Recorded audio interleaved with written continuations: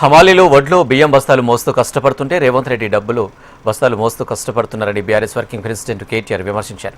హైదరాబాద్లోని బల్లాపూర్లో జరిగిన 18వ హమాలీ యూనియన్ మహాసభకు ఆయన ముఖ్య అతిథిగా హాజరయ్యారు. కాంగ్రెస్ ప్రభుత్వం రైతులను అరిగోస పెడుతున్నారని, నీళ్లు ఉండి కూడా ఇవ్వకుండా పంటలను ఎండబెడుతున్నారని మండిపడ్డారు. ఇక బీఆర్ఎస్ను బద్నాం చేయడమే లక్ష్యంగా రేవంత్ రెడ్డి వ్యవహరిస్తున్నారని ఆరోపించారు. ఇక వచ్చే ఎన్నికల్లో తాము అధికారంలోకి వస్తామని ధీమా వ్యక్తం చేశారు. ఇక హమాలీల సమస్యల పరిష్కారానికి అండగా ఉంటామని కేటీఆర్ హామీ ఇచ్చారు. వడ్ల బస్తాలు మోసి బియ్యం బస్తాలు మోసి మీరు కష్టపడ్డారు. మరి ఇవాళ ముఖ్యమంత్రి గారు ఉన్నారు, ఆయన కూడా కష్టపడుతున్నాడు. ఏం సంచులు మోస్తున్నాడో నాకంటే బాగా మీకే ఎరక. ఏం సంచులు మోస్తున్నాడో, యాడికి మోస్తున్నాడో మీకే ఎరక. ఆయన పాపం మోసి మోసి కష్టపడుతున్నాడు. ఆయన కూడా బస్తాలు మోసి మోసి ఢిల్లీలో ఉన్న పెద్దల కోసం పైసల సంచులు మోసి మోసి అవస్థ పడుతున్నాడు, ఆగమైతున్నాడు.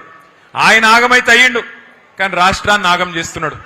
నిన్ననే మేమందరం గౌరవ శాసనసభ్యులందరం కూడా అందుబాటులో ఉన్న వాళ్ళందరం కన్నెపల్లి పంప్ హౌస్ కాడికి పోయినాం. కాళేశ్వరం ప్రాజెక్టు ఎక్కడనైతే ఇవాళ మేడిగడ్డ బ్యారేజ్ ఉన్నదో అవతల 10 కిలోమీటర్ల యువతలకి కన్నెపల్లి పంప్ హౌస్ ఉన్నది. ఆడపోయి చూసినాం. దేశమంతా రాష్ట్రమంతానేమో వర్షాలు లేవు. మొత్తం 33 జిల్లాలలో 26 జిల్లాలలో వర్షాభావ పరిస్థితులు ఉన్నాయి. వర్షం తక్కువ పడ్డది, రైతు మొగులు దిక్కు చూస్తున్నాడు.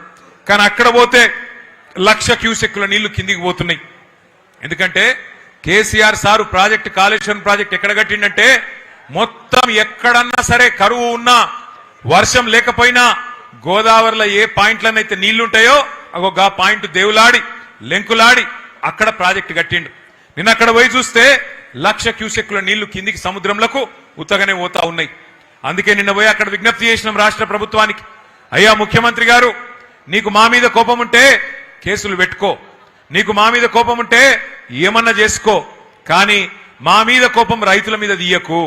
ఇగో పంపు దగ్గర, కన్నెపల్లి పంపు దగ్గర 1,00,000 క్యూసెక్కులు కిందికి పోతున్నాయి. ఆడ నువ్వు చేయాల్సిందల్లా 2 పంపులు చాలు చేస్తే చాలు, మొత్తం రాష్ట్రం అంతా సుభిక్షంగా అవుతుంది కాళేశ్వరం ప్రాజెక్టు వల్ల. దయచేసి ఆ పని